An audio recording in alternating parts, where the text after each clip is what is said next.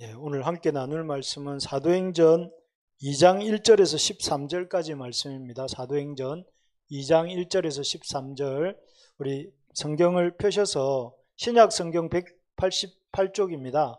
펴셔서 한번 교독하시겠습니다. 신약 성경 188쪽 사도행전 2장 1절에서 13절 말씀입니다. 한번 저부터 읽도록 하겠습니다. 오순절날이 이미 이름에 그들이 다 같이 한 곳에 모였더니 또 어떤 이들은 조롱하여 이르되 그들이 세술에 취하였도다 하더라. 아멘. 성령님과 동행하는 삶. 우리 레지날드 제목 한번 읽어주세요. 오늘따라 발음이 더 분명히 이게 속속 들어옵니다. Life working with the Holy Spirit. 성령님과 동행하는 삶에 대해서 나누려고 합니다. 여러분, 요즘 세상을 제가 세상을 보면서 제 머릿속에 많이 생각하는 세 단어가 이렇습니다. 다툼, 분열, 무관심. 좀 세상이 너무 이렇게 나누어지고 있는 거 아닌가, 분열하고 있는 거 아닌가, 이런 생각이 들고, 또 너무 분열해서 다투고 있다, 이쪽과 저쪽이 다투고 있다는 생각. 그리고 또 많은 사람들은 무관심하다, 그런 것들에 대해서 뭐 다투든지 말든지 이런 생각을 하게 되는 것 같습니다.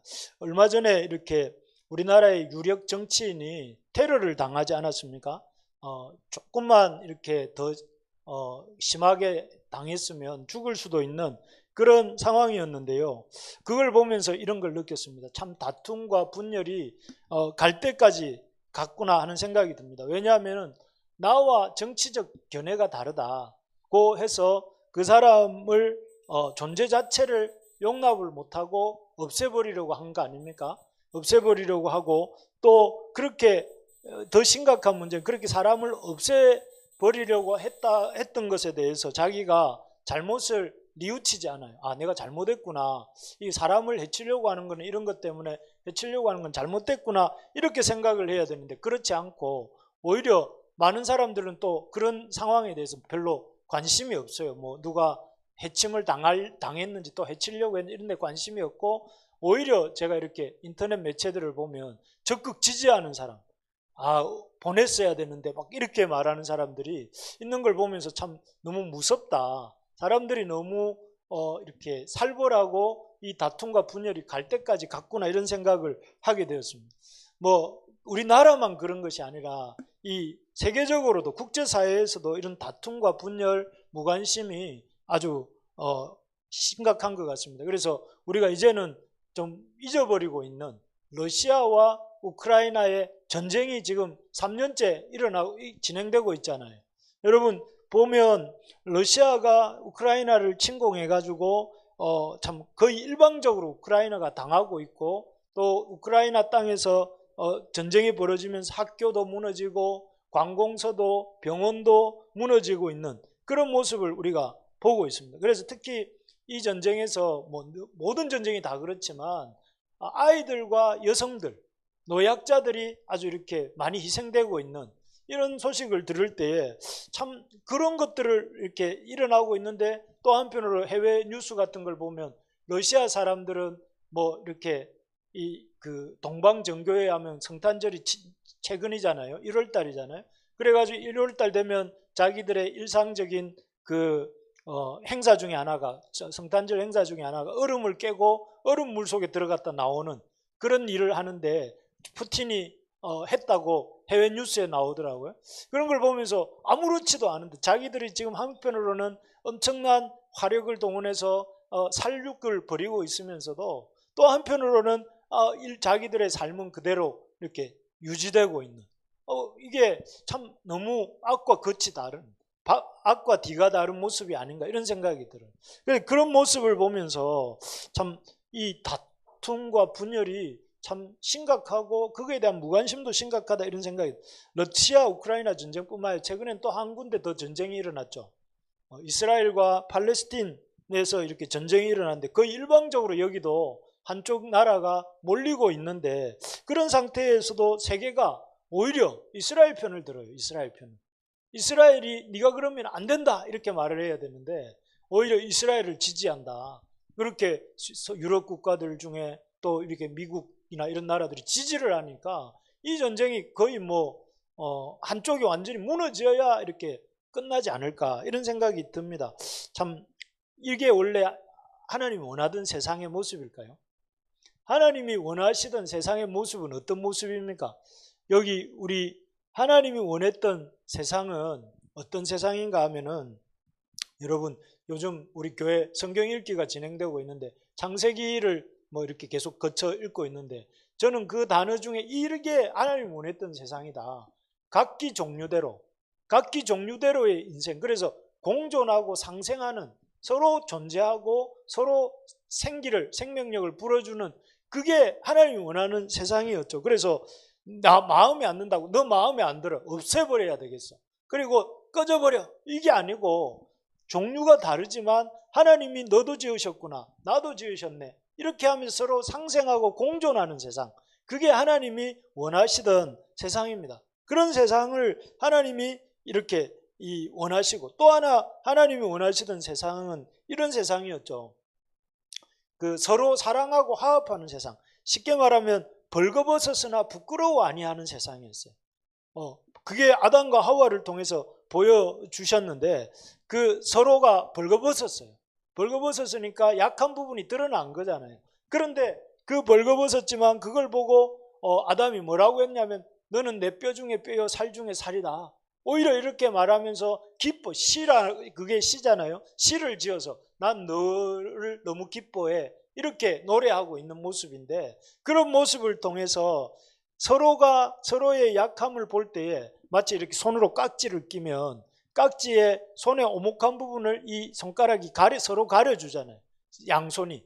그런 것처럼 벌거벗었으나 부끄러워 아니하는 세상, 서로 화합하는, 서로 화목하고 서로 사랑하고 화합하는 그런 세상, 그래서 그런 세상을 하나님 원하셨어요. 그래서 하나님이 너는 내 뼈 중에 뼈요 살 중에 살이라 아담이 하와에게 한 이 말을 너무 좋아하셔서 나중에 보면 그런 아담을 왕으로, 이 세상 만물을 다스리는 하나님을 대신한 왕으로, 이 피조계를 다스리는 그런 대리 통치자로 세우시잖아요. 그런 것이죠. 그래서 우리도 그렇지 않습니까? 우리 여러분들 토크쇼 좋아하죠?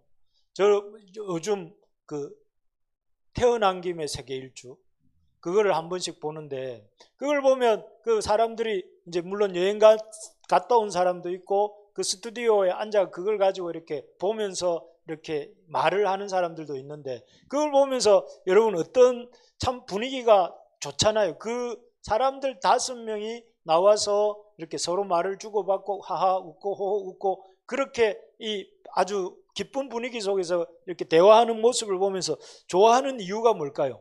이런 거잖아요. 거기 보면 나와가 막 욕하는 사람 없잖아요. 공영방송이니까 뭐가 어떻고 욕하고 비난하고 이러는 게 아니라 서로 격려하고 지지하고 서로 재미있게 하는 이런 것들이 나오는 이유가 뭐냐면은 이 서로 사랑하고 화합하는 그런 프로이기 때문에 사람들이 좋아하고 그런 거죠. 그래서 사람들도 뭘 원하느냐 하면은 서로 분열하고 다투고 그런 것이 아니라 화합하고 사랑하는 그런 걸 좋아합니다. 그래서 우리가 결혼식 가는 거 좋아하잖아요. 결혼식 가는 거 좋아하고, 또 공동체를 왔는데 우리 레지날드가 이렇게 우리 교회가 좋은 이유가 뭐냐?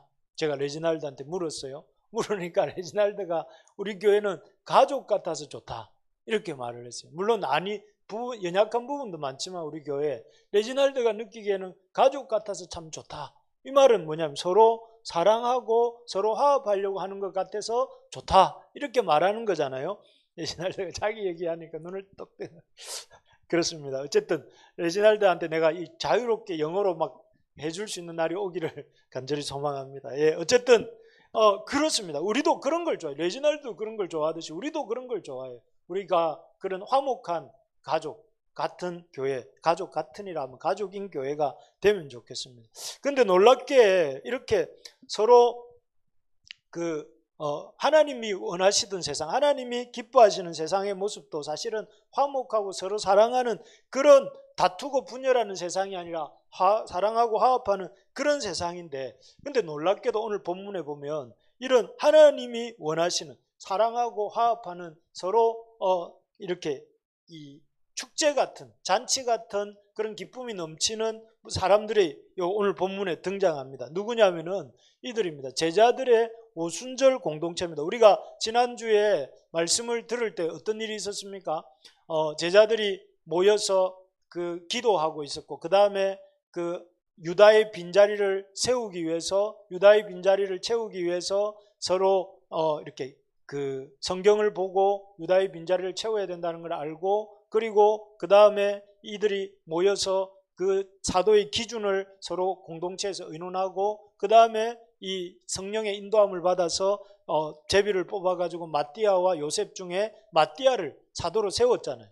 그런 일이 있고 난 뒤에 그들이 열심히 이제 12사도의 자리까지 채우고 기도할 때에 성령이 약속한 대로 성령이 임하세요. 성령이 임하셔서 이들이 이런 현상이 나타납니다. 여기 보면 5절에서 8절에 보면 이 사람들이, 제자들이 이 각각 자기의 방언으로 제자들이 말하는 것을 듣게 됩니다. 앞에 보면 다양한 지역에서 온 그 유대인들 또는 디아스포라 유대인들과 이방인들이 예루살렘 오순절을 지키기 위해서 모였는데, 그 사람들 적어도 13개국 이상의 그 지역에서 온 사람들이 있었는데, 그 사람들의 말로, 그 포린 랭귀지로 이 제자들이 말을 하기 시작한 거예요. 그러니까 사람들이 너무 깜짝 놀라죠. 여기 보니까 우리가 난곳방언으로 듣게 되는 것이 어찌 됨이냐, 이 사람들은 갈릴리 사람이 아니냐, 갈릴리 사람이면 갈릴리 말을 해야 되는데, 아람어죠.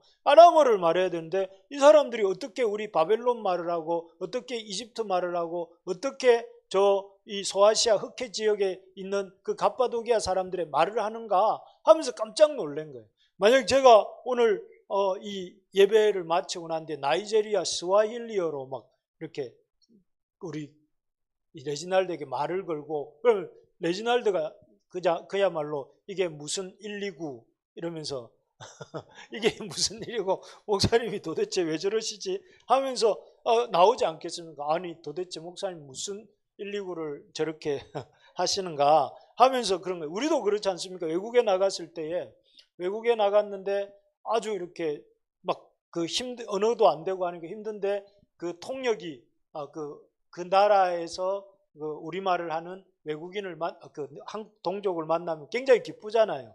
기쁘고 갑작스럽게 친해지고 그런 것처럼 아마 그럴 거예요. 아마 이 성령의 임하심의 결과로 제자들이 그 방언을 말하고, 그 방언을 듣는 그 와 있던 예루살렘에 체류하고 있던 외국인들은 깜짝 놀라면서 동시에 굉장히 반가워하고, 또 그러면서 서로 기뻐하는 이런 어떤 모습들이 이렇게 이루어지고 있었습니다.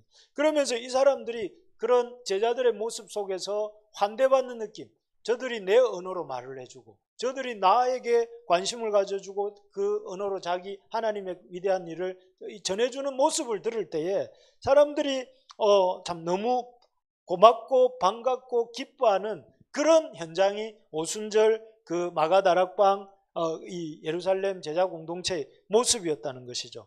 그리고 이런 모습이야말로 먼저 다가가는 거잖아요. 서로 이렇게 그 방언으로 먼저 말하면서 다가가 주는 것이고, 또 그에게 하나님이 하신 일을 말해주는 것이고, 하나님이 일을 말해주면서 그 사람에게 집중해주고 관심 가져줄 때에 그 포리너 입장에서는 그 말을 해주는 갈릴리 출신의 사람들이 엄청 따뜻하게 느껴지고, 그리고 그로 인해서 고마운 마음을 갖고 서로 그래서 호감도가 상승하고 서로에 대해서 감사하는 그런 마음의 상태, 그런 사람들의 모여있는 모임, 그런 모임이 하나님이 원하시는 공동체죠. 그런데 이거하고 똑같이 정반대 사건이 언제 일어났습니까? 서로 다른 말을 하고 서로 분열하고 했던 게 바벨탑 사건이잖아요. 그 바벨탑에서는 그 서로가 다른 말을 하기 시작하면서 서로 분열하고 서로 나누어졌는데, 지금 여기서 이렇게 제자들이 서로의 언어를 말하면서 서로에게 다가가고 서로 환대를 하고 서로를 뜨겁게 또 품어내는 이런 공동체는 어떻게 보면 이런 공동체, 역바벨탑 사건이 일어난 거죠. 바벨탑 사건의 정반대 사건이 지금 여기서 일어나고 있는 것입니다. 그래서 이 사건이 사실은 여기 오순절 날만 일어난 사건이 아니라 계속해서 이 사도행전 내내 일어나는 사건이 뭡니까? 사도행전 내내 일어나는 사건이 바로 이런 역바벨탑 사건입니다. 그래서 그 바울의 복음 전도를 통해서 소아시아에서 교회가 세워졌을 때도 그렇고, 또 그 마게도냐에 있는 빌립보 교회, 또 고린도 교회, 또 로마 교회가 개척될 때마다 거기에서는 서로를 환대하고 서로를 미워하고 다투고 분열하는 게 아니라 서로 환대하고 사랑하고 서로를 기뻐하고 서로 가운데 세워가는 그런 공동체가 세워진 것이죠. 그래서 그 연장선상에서 우리도 오늘날 여기에 있는 것인데요. 바로 이 모습, 서로 다투고 분열하고 죽이고 죽임당하는 것이 아니라 상대방의 존재를 인정하고 또 상대방의 그에게 먼저 다가가고 서로를 환대하고 또 서로를 기뻐하고 서로를 이렇게 즐겁게 사귀는 이런 모습이야말로 하나님이 원하시는 공동체의 모습입니다. 하나님의 원하셨던 공동체의 모습이고, 그것이 놀랍게도 사도행전 2장에서 구현이 된 거죠. 그 오랜 세월 동안 이렇게 분열하고 서로 아주 이렇게 갈등하던 그런 인류가 이곳에서 예루살렘, 오순절 예루살렘에서 이렇게 하나 되는 이런 일들이 일어났는데, 이 일은 어떻게 가능했을까요? 이게 이제 오늘 우리가 나누려고 합니다. 어떻게 이런 일이 일어날 수 있었을까? 우리 레지날드 요거 한번 읽어주세요. 네, 이게 해석하면 이런 뜻입니다. 어떻게 사랑 안에서 하나 되는 역사가 일어날 수 있었을까? 어떻게 이렇게 역바벨탑 사건이 일어나고 또 이렇게 오순절 제자 공동체가 생겨날 수 있었을까요? 이것을 사실 이게 굉장히 중요한 우리의 생각과 생각하는 것 그 이상을 뛰어넘는 역사가 있었기 때문에 통상적으로 인간은 다투고 분열하고 서로 무관심한 게 정상인데, 그 반대 다투지 않고 서로 사랑하고 화합하고 유관심한 관심을 가지는 그런 공동체가 된 이유는 첫 번째가 이것입니다. 우리 같이 한번 읽어봅시다. 시작. 성부와 성자가 약속하신 성령님이 오셨기 때문입니다. 예수님이 약속하셨죠. 내가 너희에게 약속한 것을 받기까지 이 예루살렘을 떠나지 말고 기다리라고 했고, 예수님 승천하신 후에 성부와 성자가 이 성령님을 보내시는데, 그 성령님이 오신 날이 오순절입니다. 오순절날 이 승천하신 지 열흘째 되던 그날에 예수님이 이 땅에 이렇게 임하셨는데, 임하실 때 어떤 현상이 있었느냐 하면은 성령이 임하실 때에 각 사람 위에 여기 이 각 사람 위에 임하시고 또 그들이 다 성령의 충만함을 받았다 이렇게 되어 있습니다. 그래서 여기 보면 이 모였더니 급하고 강한 하늘로부터 급하고 강한 바람 같은 소리가 있어 그들이 앉은 온 집에 가득하며 마치 불의 혀처럼 갈라지는 것들이 그들에게 보여 각 사람 위에 하나씩 임하여 있더니 그들이 다 성령의 충만함을 받고 성령의 말하게 하심을 따라 다른 언어들로 말하기를 시작하니라 이렇게 되어 있습니다.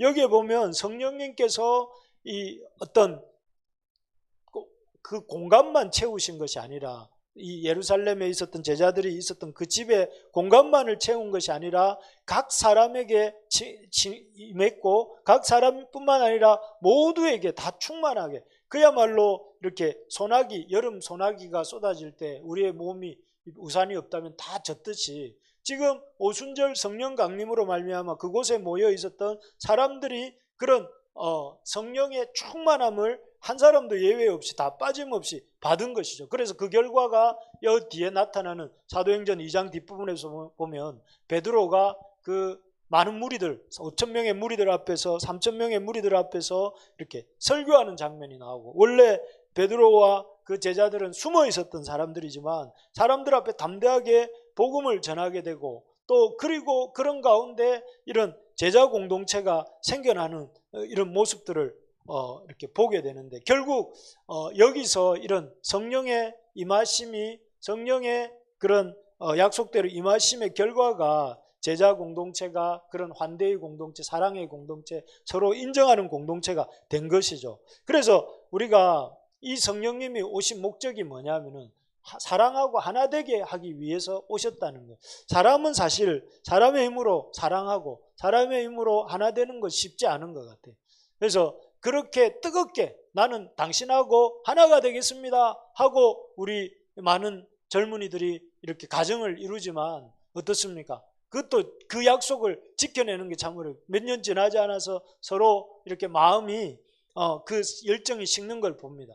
또 그뿐만 아니라 어떤 많은 사람들의 다짐들이 시간이 가면 금방 이렇게 약해지는데, 여기 오늘 보면 우리 예루살렘에 임했던 그 성령의 역사는 지금까지 예루살렘 교회에서부터 부르심의 교회까지 계속해서 이 사람들 마음속에 사랑과 하나됨을 이루어가고 있는 이 그 근본 원인이 바로 성령의 임하심의 결과인데, 그런 성령의 임하심에 우리가 동참할 때만이 우리가 이런 놀라운 사랑과 하나됨의 공동체를, 정말 하나님 나라의 가족인 공동체를 이룰 수가 있는데 어떻게 해야 되는가?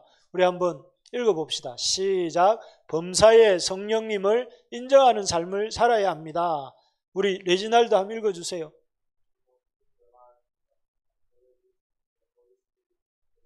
네. In everything, the Holy Spirit을 인정, acknowledge, 우리의 삶에서 그렇게 해야 된다는 거예요. 이게 뭐냐면 여러분, 지난주에 우리 제자들이 12 제자의 빈자리를 채우잖아요. 12 사도의 빈자리를 채울 때 세 가지 기준을 제가 말씀드렸는데 혹시 기억나십니까? 첫 번째가 뭐였냐면은 성경이었어요. 두 번째가 이렇게 그 상식, 그죠? 그래서 이 증인이 되어야 되는 것이니까 예수님의 공생의 시작부터 마지막까지를 목격한 사람이어야 된다 하고 공동체가 그 기준을 두 번째 기준. 세 번째 기준은 뭐였냐면은 성령의 인도함이었거든요.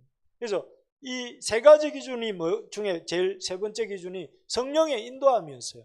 그래서 제자들은 그 결과로 마띠아를 12번째 사도로 세웠는데, 여러분 우리는 보통 어떤 기준으로 삽니까? 세상에. 예를 들어서 제가 그날 이런 얘기를 했어요. 어떤 자매하고 대화했던 얘기를 하면서 자매가 이제 나이가 있으니까 시집을 가야 안 됩니까? 이러니까 굳이 왜 시집을 가야 됩니까? 혼자 살아도 괜찮은데, 그리고 세상에 지금 시대가 점점 어려워지는데 내 혼자 살기도 빠듯한데 굳이 시집을 왜 가야 됩니까? 그리고 내 혼자의 근심도 충만한데 굳이 왜 다른 사람의 그런 삶의 짐까지 내가 지어야 됩니까? 내가 그러면서 나는 결혼을 아직 생각하지 않고 있습니다. 이렇게 저한테 대답을 했다고 했어요. 거기서 그 사람이 그 사람 뭐라 하는 거 절대 아닙니다. 우리가 갖고 있는 생각의 기준들이 쭉 나오는데 뭐냐면 첫 번째가 돈이라고. 이게 돈이 많이 드는 일이면 굳이 왜 돈이 많이 드는 일을 할 것인가? 돈을 그렇게 아끼지 않고 쓸 필요가 없다. 이게 두 번째는 뭡니까? 지금 시대가 어려운데 왜 결혼을 해야 되는가? 시대 상황에 대한. 그리고 세 번째가 뭐냐면은 내 몸이 편한가 안 편한가? 그렇게 해가지고 굳이 내가 내가 스트레스를 왜 받아야 되느냐? 이런 건데, 그렇게 사는 것이 아니라 크리스찬의 선택의 기준은 돈이나 세상의 풍조나 아니면 자기 몸의 육신의 편안함이냐 아니냐가 아니고, 크리스찬의 기준은 하나님 말씀이 뭐라고 하는가, 그리고 성령께서 그 말씀을 통해서 우리를 어떻게 인도하시는가, 이라는 것이죠. 여러분 동의하십니까?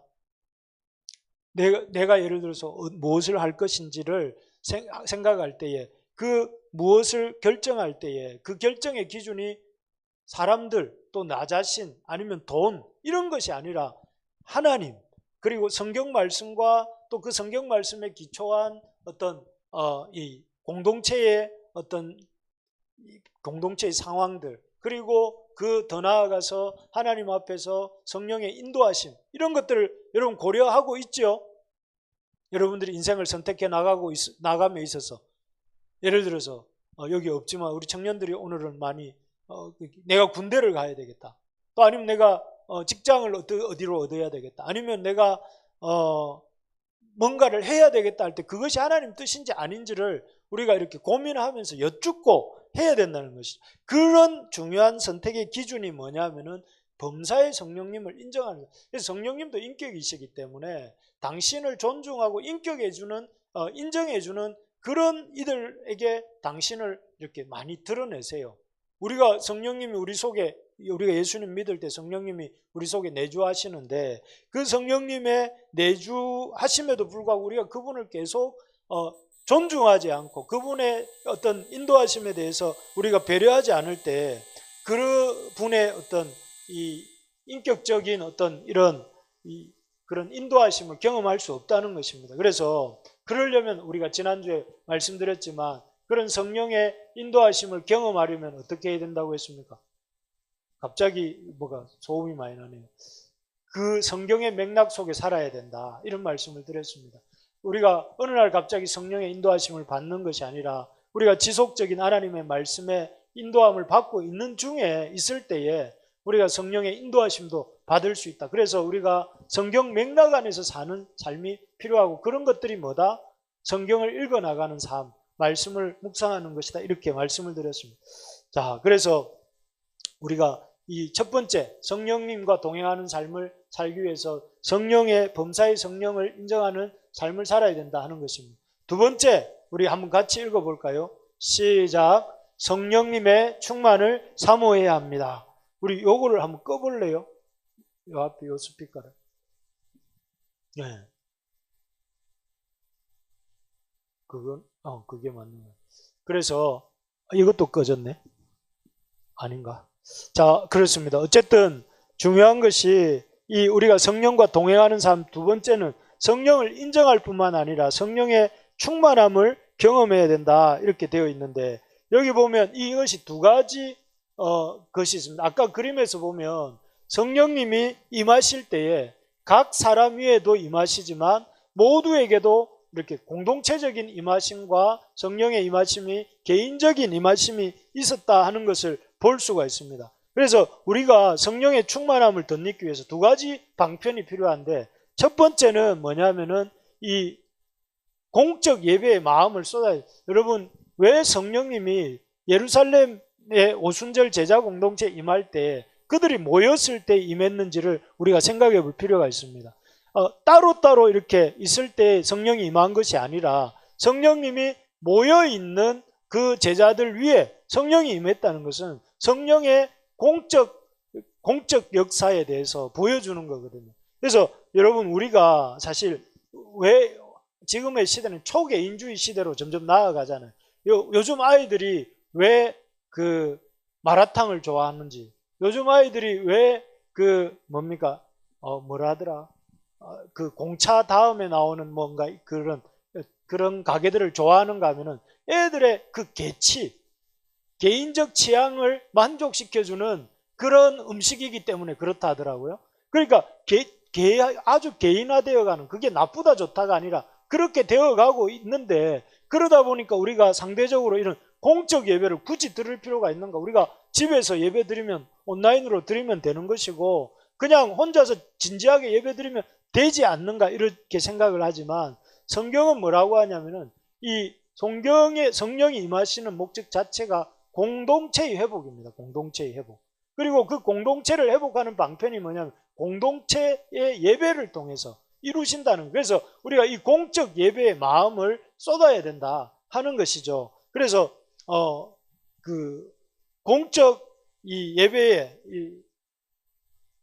그 출석하지 말고 여러분들에게 드리고 싶은 말이 공적 예배를 참여해야 된다. 이게 출석하지 마라 이 말은 무슨 말이냐면은 그냥 이렇게 어무감으로 도장 찍듯이 나오지 말고 공적 예배에 나올 때에 예배에 참여하는 마음으로 나오셔야 된다. 그래서 우리가 사람을 만나러 갈 때도 그 사람을 만나기 위해서 씻고 옷을 챙겨 입고 그리고 그 사람을 만날 마음의 준비를 하면서 가잖아요.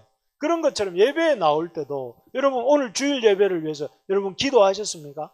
오늘 예배를 위해서 나올 때에 하나님을 만날 기대를 하고 오셨습니까? 그리고 오늘 예배에 나올 때 하나님, 저 목사님을 통해서 하나님이 들려주시고 싶은 음성을 저에게 들려주세요 하는 마음으로 나오셨습니까? 그런 분이 있다면 참 잘하신 것입니다. 여러분 그런 자세가 예배에 나올 때 출석하지 말고 참여하셔야 됩니다. 그리고 그렇게 나와서 그렇게 앉아서 조금 일찍 와서 기도하는 마음으로 오늘 예배를 위해서 기도하고 예배를 통해서 주실 말씀을 기대하면서 기도하고 또 그리고 예배를 통해서 하나님의 응답받기를 원하는 것들을 놓고 기도할 때 그런 하나님과의 교제가 이루어질 때에 거기에서 뭐가 일어나느냐 하면은 하나님의 역사가 있는 것이죠. 그래서 저는 우리 부르심의 가족들이 올해 여기 제가 우리 교회 기도 제목 1번이 뭡니까 여러분? 혹시 기억나십니까? 기억 안 나면 빨리 컨닝하십시오. 예배의 기쁨을 맛보게 해달라고 제가 이렇게 올렸습니다. 우리의 가장 중요한 것이 무엇이냐면은 예배하는 사람이 되는 것입니다. 올해. 그래서 저는 우리 모두가 이 예배의 기쁨이 회복되는 역사가 있기를 소망합니다. 두 번째로 보면 이 성령 충만의 통로가 무엇이냐면은 말씀 묵상과 교제 생활입니다. 여러분, 이 신앙은 제일 중요한 것이 주님과의 교제입니다. 교제. 주님과 만나서 주님과 이렇게 교제하는 것이에요. 이것이 마치 여러분 새는 양날개로 날아가잖아요. 좌우의 날개로. 한 날개로 날아가는 새는 없습니다. 그렇다면 우리의 신앙생활이 날아가는 새처럼 잘 이루어지려면 뭐가 필요하냐면은 이 공적 예배와 함께 이 말씀 묵상과 교제 생활이 필요합니다. 공적 예배만 있고 말씀 묵상과 교제를 하지 않는다? 신앙생활이 힘듭니다. 말씀 묵상과 교제 생활을 있는데 공적 예배가 없다? 그 사람에게 역시 신앙생활이 힘들게 되는 것이죠. 그래서 이 두 가지가 같이 가야 됩니다. 같이 가야 되는데 여러분 말씀 묵상은 여러분 꼭 기억해야 될 것이 뭐냐면 시간을 정해놓고 또 장소를 정해놓고 하셔야 됩니다. 시간이 정해지지 않으면 내 삶의 루틴한 어떤 시간과 장소를 정해놓지 않으면 그리고 꾸준히 읽어나가는 성경의 어떤 그런 커리큘럼이 없으면 이게 어렵다는 거죠. 그래서 여러분 아직도 성경을 뭐 개인적인 어떤 큐티를 따로 하시는 게 아니라면 우리 같이 시작하고 있는 성경 읽기를 같이 하면 좋겠어요. 제가 이렇게 근래 이렇게 창세기를 읽고 있는데 창세기는 원래 은혜로운 책이잖아요.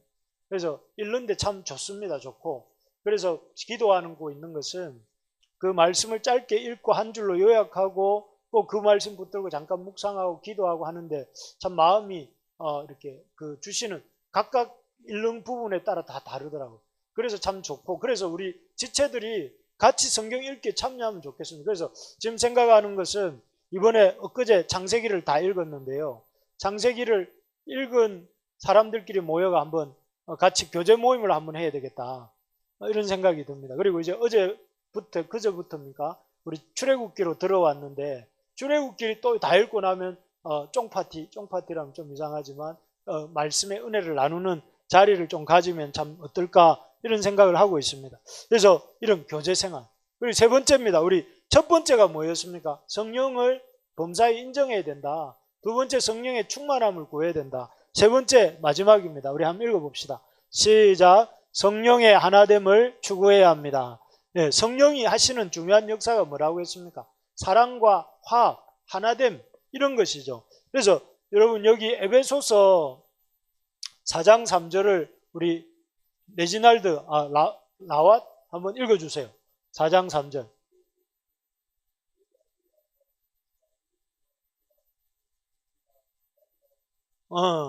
이겁니다. 평안에 매는 줄로 성령이 하나 되게 하신 것을 힘써 지키라. 땡큐. 네, 감사합니다. 여기 보면 우리에게 뭐라고 말씀하느냐면은 성령의 하나 되게 하신 것. 성령은 하나 되게 하시는 사역이잖아요. 분열하게 하는 건 성령의 사역이 아닙니다. 성령이 하나 되게 하신 것을 어떻게 하라고요? 지키라고 그랬어요. 이 말은 무슨 말이에요? 누가 그것을 가져가는 존재가 있는 거죠. 그러니까 우리가 힘써 지켜야 되는데 어떻게 힘써 지킬 것인가? 성령의 그런 분열하고 다투고 또 무관심하게 만드는 그것이 아니라 우리가 어떻게 하든 화합하고 서로 환대하고 서로 하나 되는 그런 공동체가 되기 위해서 힘써야 되는데 그래서 이걸 의식적으로 하나 되게 하신 것을 이렇게 지키기 위해서 애를 써야 됩니다. 하나 되기 위해서. 그래서 예를 들면 이런 것입니다. 교회 공동체와 하나가 되어야 됩니다. 우리 레지날드 한번 읽어주세요.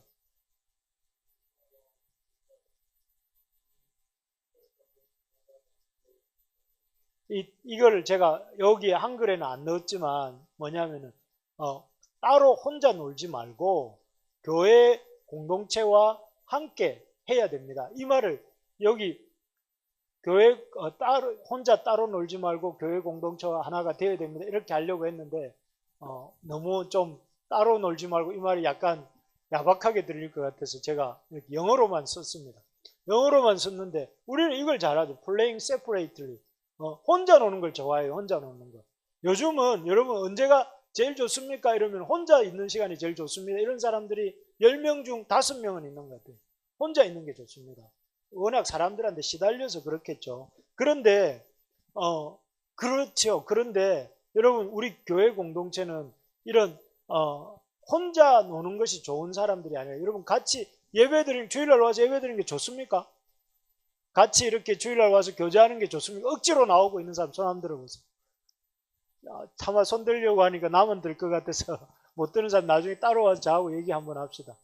얘기하면서 서로 그 문제에 대해서 고민을 해봅시다. 고민을. 그런데 우리가 이 뭔가 이렇게 의식적으로 하나가 되기 위해서 노력을 해요. 예를 들면은 뭔가 교회에서 예배를 드린다 하면 강 건너 벌구경 하듯 하지 말고 아까도 말했지만 참여하셔야 돼요. 또 교회에서 예를 들어서 아우팅을 한다면 아우팅을 위해서 누군가 어떻게 되겠지가 아니라 하나가 되려고 해야 되겠고, 또 동시에 그 성경을 뭐 읽는다 하면 또 그런 부분에도 좀 참여하고, 또 MT를 간다 하면 MT를 참여하는 그런 것들이 하나가 되는 것을 힘써 지키는 이런 모습이겠죠. 성령이 하나 되게 하신 것을 힘써 지키는, 그냥 하나가 되는 것이 아니라 우리 구성원 한 사람 한 사람이 힘써 지킬 때에 그렇게 하나가 되는 것입니다. 그래서 내가 교회에 어떤 행사들이 있을 때 내가 도울 일은 뭐가 없는가? 제가 뭘 좀 도와드릴까요, 목사님? 제가 어떤 일을 좀 해드릴까요, 목사님? 이렇게 서로 묻고, 또 저도 집사님 제가 뭘 도와드리면 좋겠습니까? 이렇게 서로 물으면서 그런 가운데 이 힘써 지켜나갈 때, 하나 되게 하신 것을 힘써 지켜나갈 때에 우리가 하나됨을 이룰 수 있고 그렇게 된다 하는 것이죠. 자, 우리 한번 이 마지막 이걸 한번 같이 읽어봅시다. 시작. 범사에 성령님의 존재를 인정해야 합니다. 또 공예배와 개인적 말씀 묵상과 기도를 통해 성령의 충만함을 구해야 합니다. 그리고 무엇보다 적극적으로 공동체의 하나 되는 일에 적극 참여해야 합니다. 이게 결론입니다. 결론. 우리가 성령의 역사로만 우리가 하나 될 수 있고, 또 그런 예루살렘 오순절 제자 공동체와 같은 그런 역바벨탑 공동체가 될 수 있는데, 그러기 위해서 우리가 성령님의 존재를 인정하고, 성령님은 하나 되게 하시는 영이기 때문에 그 성령님께 그 인도하심을 구하고, 그 성령님이 역사하시는 공예배와 말씀 묵상을 우리가 생활화하고, 그 가운데 적극적으로 성령의 그 인도하심, 충만하심을 이렇게 추구하면서 우리 성령의 그런 이 하나 되게 하시는 일을 힘써 참여하는 우리 모든 부르심의 가족들 되기를 소망합니다.